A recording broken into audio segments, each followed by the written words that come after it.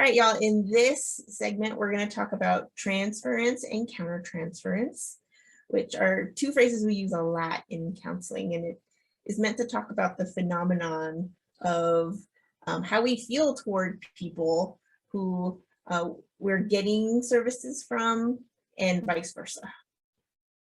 So with transference, it's when our participants have some sort of set of feelings about us, and usually that's based on their life experiences, memories of people, places, things that they've had in the past.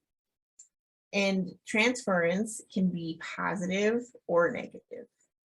So when I go to a Healing Touch conference, and there's a woman there who looks exactly like the co-founder that I started this program with. And every time I see her, I don't know her, but I see her from a distance and go, oh. and then I realize, no, that's not Carol. But you get excited. I do. Yeah. Yeah. You want to go toward her. Yeah. Yeah. So that's positive transference, right? Like that's when we look and see someone and we feel good feelings and we want to go toward, right?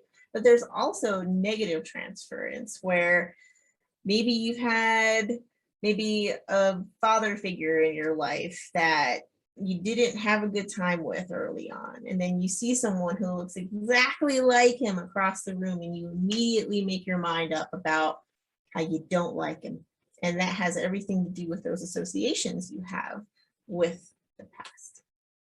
Well, what about just plain old bad energy though? I mean, we're energy workers. We feel energy. We experience, and what if they just are having, a lot of anger or resentment and we feel it? Which is a normal thing for us to encounter in our program, right? Yeah, 100%. And in that case, I would say as an energy healer as well, it's probably your intuition cluing you in on what their felt experiences right in that moment. And you should trust it 100%. So we should just listen to our intuition. Absolutely. Yes. Listen to your intuition. It's a good tool. Yeah. So on that note, there's also countertransference where we as providers might have positive or negative countertransference toward our participant. Maybe they remind us of someone that we really like and it's a good fit immediately.